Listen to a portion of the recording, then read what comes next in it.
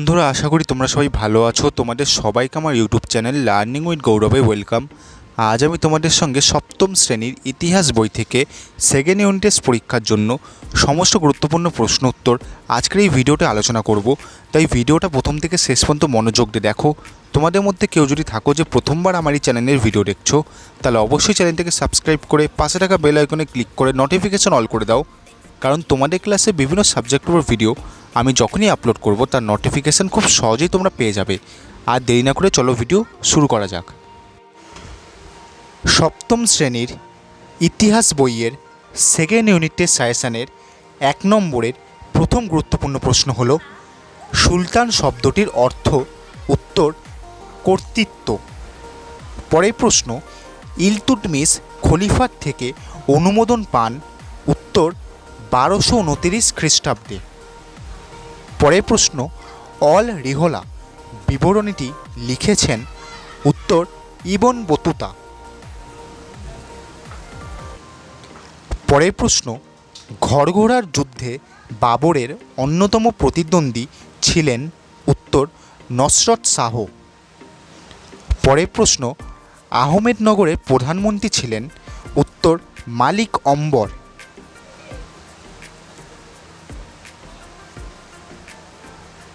পরের প্রশ্ন, পানিপথের প্রথম যুদ্ধ হয়েছিল।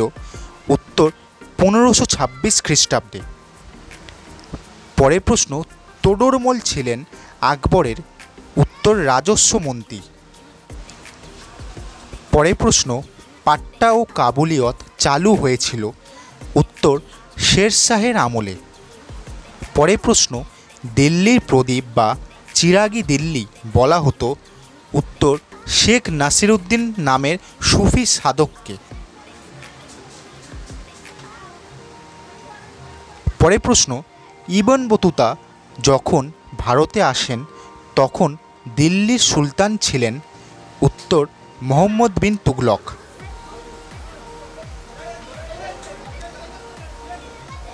পরের প্রশ্ন, হাবশি সুলতানরা ড্যাশ থেকে এসেছিলেন। উত্তর ইথিওপিয়া থেকে এসেছিলেন। তৈমুর লং ভারত আক্রমণ করেন।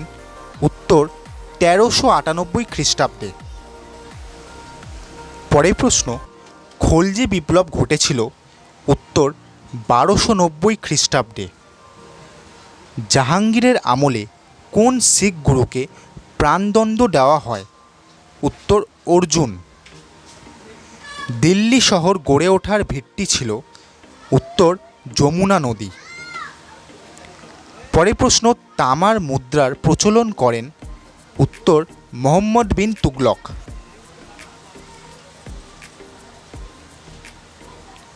পরের প্রশ্ন, লোদি বংশের প্রতিষ্ঠাতা।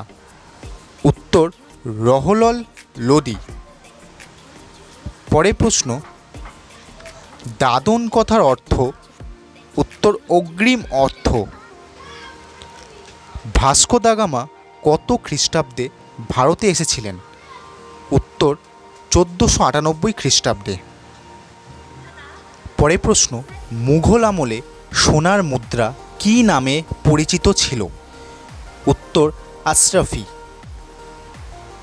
সারাকি আজাম নির্মাণ করেন।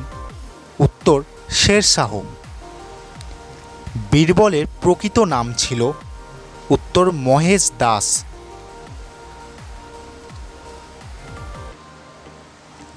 পরের প্রশ্ন, শাহজাহানাবাদ শহর তৈরি করেছিলেন। উত্তর শাহজাহান। বন্দেগানি চিহলগানির সদস্য ছিলেন। গিয়াসউদ্দিন বলবন। পাগলা রাজা বলা হয়। উত্তর মোহাম্মদ বিন তুগলককে। পরের প্রশ্ন, দাগ ও হুলিয়া ব্যবস্থা চালু করেছিলেন। উত্তর আলাউদ্দিন খলজি। ভারতবর্ষের প্রথম মুঘল বাদশাহ ছিলেন। উত্তর বাবর। ইউরোপ থেকে জলপথে প্রথম ভারতে আসে পর্তুগিজরা। ভারতে প্রথম কাগজ তৈরি শুরু করা হয়। উত্তর সুলতানি যুগে। মোহাম্মদ ঘড়ি কত খ্রিস্টাব্দে মারা যান? উত্তর 1206 খ্রিস্টাব্দে। বন্ধুরা, এবার তোমাদের সঙ্গে 1 নম্বরের কিছু গুরুত্বপূর্ণ প্রশ্ন উত্তর আলোচনা করব। প্রথম প্রশ্ন তোমাদের বলেছে খানুয়ার যুদ্ধ কত খ্রিস্টাব্দে হয়? উত্তর খানুয়ার যুদ্ধ 1527 খ্রিস্টাব্দে হয়। বাদশাহ শব্দটি কোন দেশীয় শব্দ? উত্তর বাদশাহ শব্দটি ফরাসি শব্দ।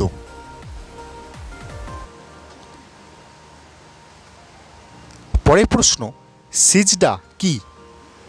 উত্তর সিজদা কথার অর্থ হল সুলতানকে সাষ্টাঙ্গ প্রণাম করা।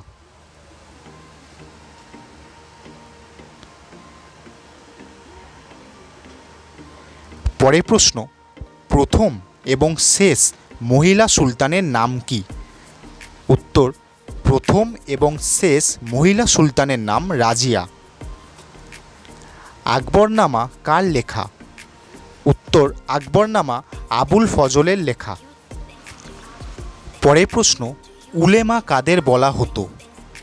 উত্তর ইসলামী শাস্ত্রে পণ্ডিত ব্যক্তিদের আলিম বলে। একের বেশি আলিমকে উলেমা বলে। পরের প্রশ্ন, বাহমনি রাজ্যের প্রতিষ্ঠাতা কে ছিলেন? উত্তর হাসান গঙ্গু। চিরাগি দিল্লি কাকে বলা হতো? উত্তর শেখ নাসিরউদ্দিনকে। আলাউদ্দিন খলজির সেনাপতির নাম কি? উত্তর মালিক কাফুর।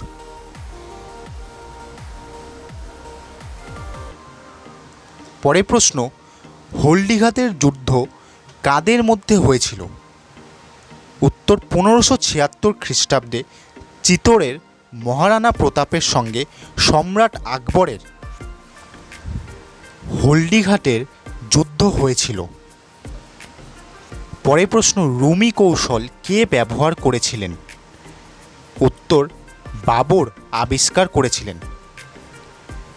চৈতন্য ভগবত গ্রন্থের রচয়িতা কে? উত্তর বৃন্দাবন দাস। পরের প্রশ্ন, জিজিয়া কর কাদের ওপর ধার্য করা হয়? উত্তর জিজিয়া কর অমুসলমান প্রজাদের ওপর ধার্য করা হয়। পরের প্রশ্ন, দিল্লি এখনো অনেক দূর এই উক্তিটি কে করেছিলেন? উত্তর নিজামুদ্দিন আউলিয়া। পরের প্রশ্ন, আমুক্ত মাল্যদ গ্রন্থটি কার লেখা? উত্তর কৃষ্ণদেব রায়ের লেখা। সপ্তম শ্রেণীর ইতিহাস বইয়ের সেকেন্ড ইউনিট টেস্ট পরীক্ষার জন্য 1 নম্বরের গুরুত্বপূর্ণ সাজেশন ভিডিও আজ এই পর্যন্তই। বন্ধুরা, ভিডিওটা যদি তোমাদের ভালো লাগে ভিডিওটা একটা লাইক করো, শেয়ার করো আর আমার এই চ্যানেলটাকে সাবস্ক্রাইব করো। বন্ধুরা, ভিডিওয়ে দেখানো কোনো প্রশ্ন উত্তর শুনতে অথবা বুঝতে তোমাদের যদি অসুবিধা হয় অবশ্যই ভিডিও নিচে কমেন্ট বক্সে লিখে পাঠাও, আমি তোমাদের সব ডাউট ক্লিয়ার করে দেবো।